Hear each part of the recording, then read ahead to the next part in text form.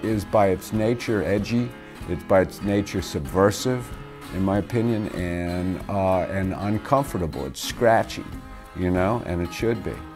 The temperatures should be too hot or too cold, I think.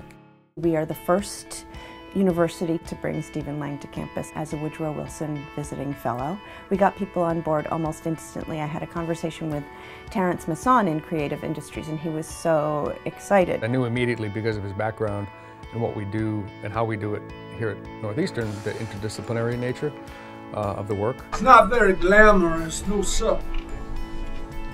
It's not a good story, but then I guess it's consistent with Wall. Coming from Broadway and film, there's the technical and creative aspect of acting and theater and cinema, and the technology and the art. I guess it's like a credit to his talent, because I mean, I remember seeing him in Avatar. He was sort of like this cold-hearted general, and you know, just in person, he's just a genuinely nice guy, very gracious, and you can tell he just sort of like loves what he's doing. So we came up with a lot of different events. He went to 4 different classrooms, and he interjected himself into those classes and taught. It's not often that you get opportunities like this to deal with people that have this incredible first-hand experience, and you get to just ask them questions in a very intimate setting. You're having to get into character and looking at lots of things that I'm assuming weren't there when you were actually acting. You know, you just sort of abandon yourself to your own fantasy that's going on. It was interesting to hear him talk, and I didn't know that he was a Shakespeare actor at all. So the fact that he knew so much about Hamlet and had actually done his own production of Hamlet was really interesting and cool to hear about. Is he insane?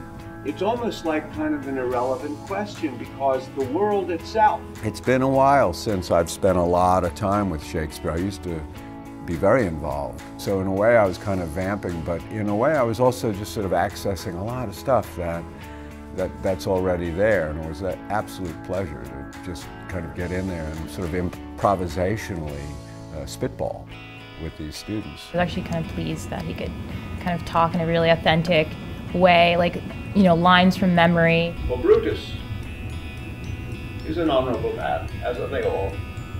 And, you know, nothing was kind of put on at all. And that candidness really is obvious to students, especially that, wow, you know, he's really giving his honest opinion and feedback, and it's open and accessible, and that kind of discourse is really invaluable.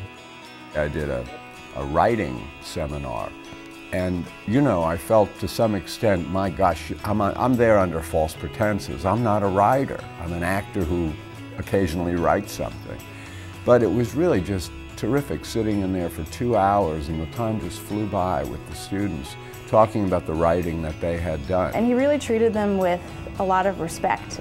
They weren't freshmen to him, they were, you know, colleagues. He was open to every single question they asked, and so he was able to deliver advice really from the inside. Well, I'm an aspiring actor, so it's been really helpful to hear his personal experiences, both the good and the bad.